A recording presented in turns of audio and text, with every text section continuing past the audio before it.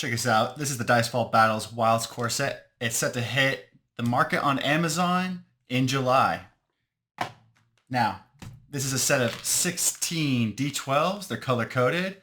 You know, blue meaning water, green meaning trees, that sort of stuff. They're a procedural generation method for creating random terrain maps for war games, tabletop role-playing games, however you like to use them.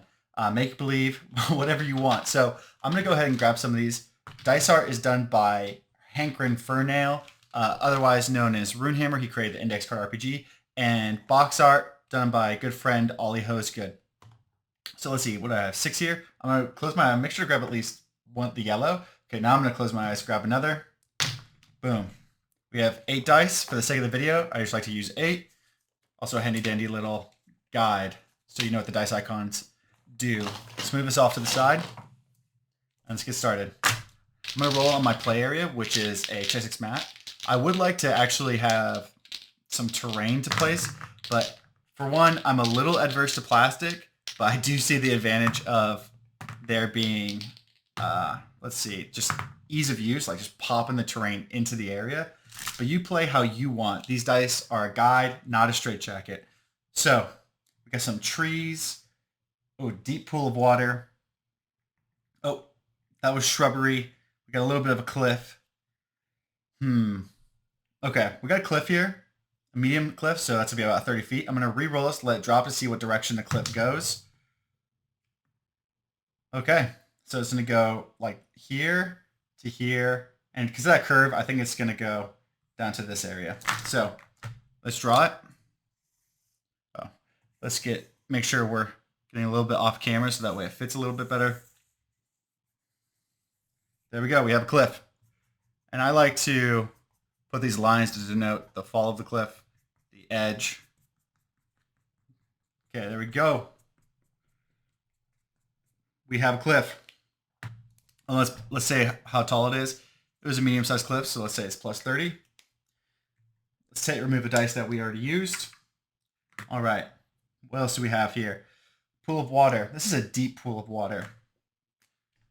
I kind of like the idea that this whole area is actually water. So what I'm going to do is I'm just going to, for the sake of brevity,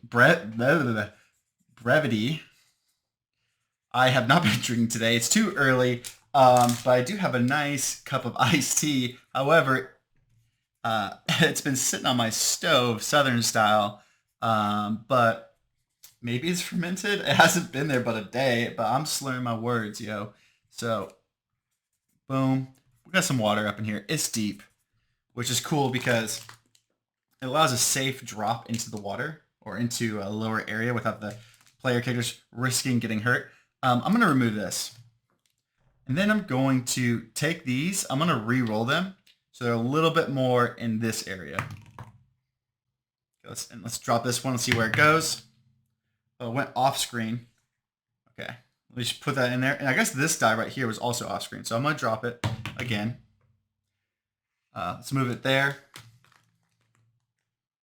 Okay. Actually, this was tall grass and it was in the water. I kind of like the idea that there's a kelp forest here. I'm just going to put a broken... Oh, you can't even see that. Let's see. Let's drop it down a little bit. Drop it like it's hot. I'm just going to put like a large area here that denotes that this area is just riddled with kelp. That way, if a player falls in and say there's a little beastie in the water, or rather a big beastie, they can hide among the kelp. Or maybe the creature is hiding in the kelp itself, hunting for fishies. So this is the tall grass.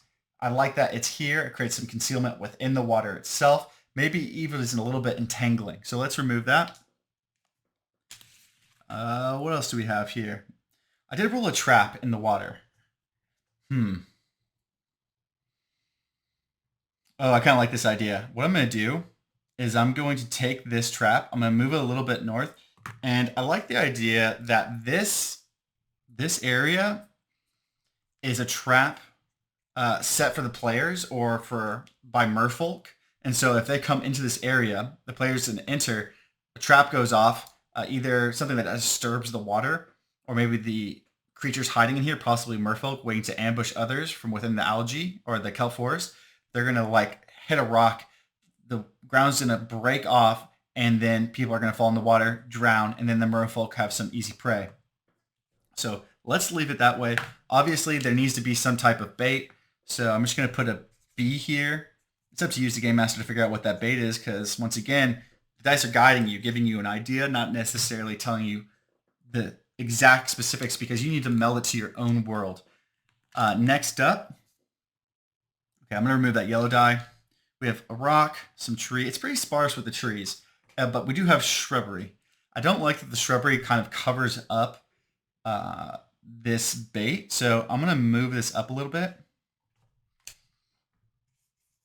And then I'm going to draw just some bushes. Obviously, the players need to see the bait to approach it, and that's why it's in the position that it is. I'm drawing these little clouds because to me, these clouds represent bushes, underbrush, something along those lines. Cool. What's funny is I also have a trap here, a trapped tree. Or a tree with a rope on it for someone to climb up into. I don't like that because we're kind of focusing on this trap here. So I'm going to re-roll this one. I rolled it again, a trapped tree. Okay, now I roll a grove of trees. So let's just keep that. What I'm going to do is actually I'm going to put some circles here, but I'm not going to fill them in to denote that these are broken trees, like tree stumps. These trees were cleared. That way people could see the bait here, but the rest of the area is going to be littered with a grove of trees. And to denote that they're actual trees that haven't been chopped down, I'm going to fill those ones in. Let's see.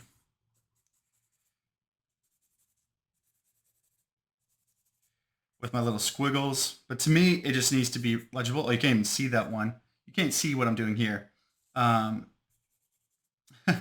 I hate that because I'm so focused. I'm getting into it. I'm piecing together the puzzle pieces that formed this map layout that I can't even see that I'm not drawing on the screen. Okay, so these are little stumps. So I'm just going to put like little S's in them to remind myself, to remind the players that those are stumps rather than actual trees. Next up, what I'm going to do is I'm going to remove this. Right, we've used this die. We've used the shrubbery die, so let's get those out of here.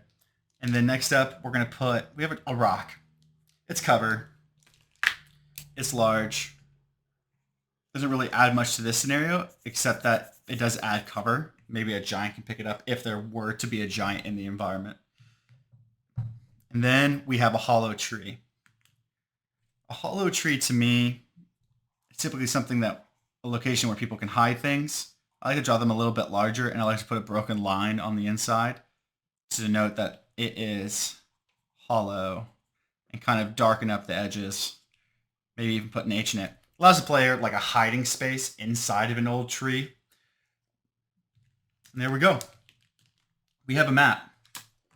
A little bit smudged here, but nevertheless, a map that our players could use that has something interesting in it. Also places a little bit of world building. So if you like what you saw, go ahead, sign up for the newsletter attached in the link of this post. It'll take you to an email list. I'm only going to email you when this hits Amazon and when future products eventually hit Amazon if this product does well. That way you can get your hands on it as soon as possible. And as a thank you, you're going to get a discount code. That way you can save a little bit of money. And you know what? Just thank you so much for watching. I mean, that's why you get the discount code, because you're bearing with me as I create these videos. So if you like what you see, go ahead and do that. Otherwise, just have a really great day.